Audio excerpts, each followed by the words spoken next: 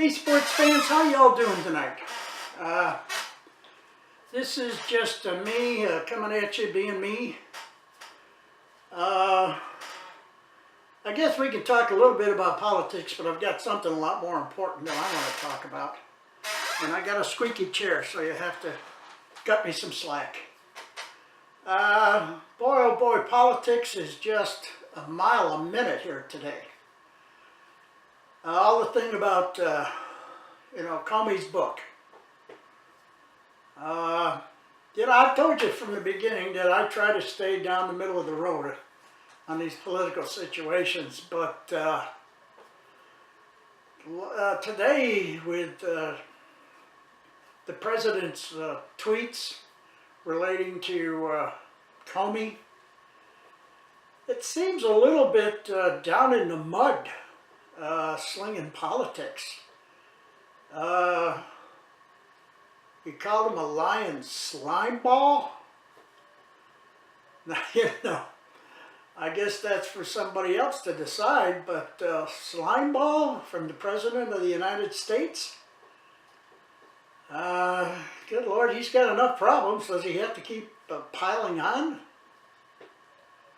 I guess there's a way to get through all of this, being somewhat civilized, but I think that's a long gone, whatever it is, it's long gone.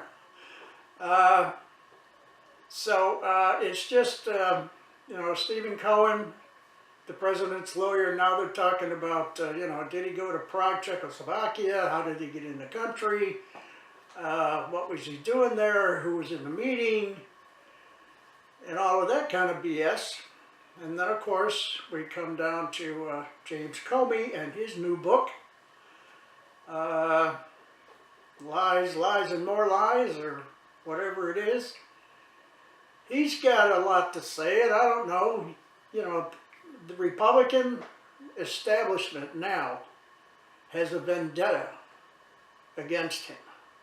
Not only the White House saying start with the president, and then the White House communications director today, Sarah, and then all of the notables, Kellyanne Conway, etc., are all just dumping on Comey. So it's a full court press, 24/7 for however many days it lasts. It's going to be James Comey is a no good, you know what. And then Fox News, which, again, down the middle, Fox News is just repeating what you're hearing from the White House. It's almost a little bit too much. I mean, you can pile on and then you can pile on, but sooner or later it just gets to be too much. You'd think this, I'm surprised, and I really don't want to say this, but I'm surprised they haven't compared him to Hitler. So, let's just let the political stew boil for a while, because it still hasn't come to an end, although the FBI Inspector General's report came out on Andrew McCabe, and presumably conflicting stories, or he leaked something to the Wall Street Journal, and then he wasn't very candid in his cooperation with the Inspector General, etc., etc. So there's just another issue. But what I really want to talk about today is yesterday I had a very memorable event.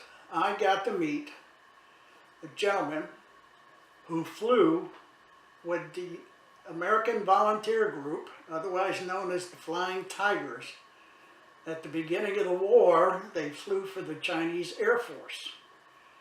And we were in the grocery store, and you always see the guys walking around with their caps on, veteran, Vietnam. Occasionally you'll see a WW2, but I was getting ready to go into the checkout lane, and he was coming out as if he was leaving the store. And I saw the emblem on his hat was a flying tiger. And of course, you know, some days I can't hold myself back. But anyways, I went up to him, you know, basically to thank him for his service. But I asked him first, I says, were you really in the Flying Tigers? And he said, yes, sir, I was.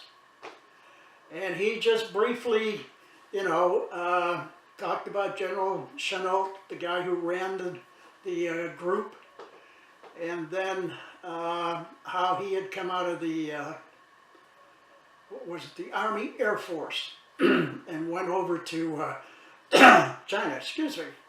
And the Flying Tigers actually flew as a part of the Chinese Air Force in their war against Japan.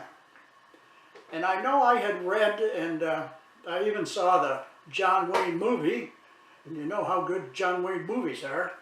So I had some preconceptions, and one of the things was that they got paid a rather good salary for what they were doing, and then one of the incentives was, if you shoot down a Japanese plane, we will pay you $500. So I asked him, I said, did you collect any of that money? And he said, I sure did. He said, I was able to shoot down 7 planes. And so, like I said, we didn't have a lot of time. My ice cream was melting, and so was his on his way out. And I really wish I would have got a name. You know, it's just one of those passing fancies, and it just really upset me that I don't know who he is, but I'd sure like to find him and talk to him some more, because, I mean, those guys were the American heroes. They were first in the war, and I think they only lasted like from 41 to 42. And I think overall they shot down 250 plus Japanese planes. So you multiply that times 500, maybe you got more for a bomber than you did for just a regular plane. But I don't really know. So that was really a memorable event. I posted something similar on Facebook. I just couldn't get over it, that I was able to shake the man's hand and, you know, thank him for his service. I'm kind of an armchair historian, so to speak. I have an interest in the military. I was in the Navy, I was in the Air Force Reserves. My brothers were in the Navy, so we're kind of like a military family, so to speak. So I thought this was a special event and a real special time to be able to meet somebody from that era. Because we all know they're not living all that long. So I don't know what else. I mean, it's either politics or it's not politics. I don't think there's anything else going on in the world that we don't already know about, or that I really have an opinion about. Syria is, of course, we're all kind of like walking on eggshells, trying to figure out what, if anything, the United States is going to respond regarding the chlorine gas attack that happened. That now Russia, of course, says, we didn't do it. We didn't do anything. This got nothing to do with us. And Assad, of course, he says, this got nothing to do with us. So now the Russians are now suggesting that this was a plot hatched by the English, by England, to create this brouhaha over the so-called gas attack. So we don't know where that's going, and like I said, I can't keep up with it. But today was a beautiful day. I got up early, had my blueberry muffin, my coffee, ran a few errands. The sun was shining, the sky was blue. Well, it was kind of a blue-gray. And I guess the temperature was up in the 75 maybe. And pretty strong winds today. But other than that, oh, by the way, I had gone to my cardiologist the other day for a vascular checkup. I have a abdominal aortic aneurysm that if it explodes, I'm dead. But anyways, we did a checkup for that, and he said, son, he called me son, yeah, I'm old enough to be his father.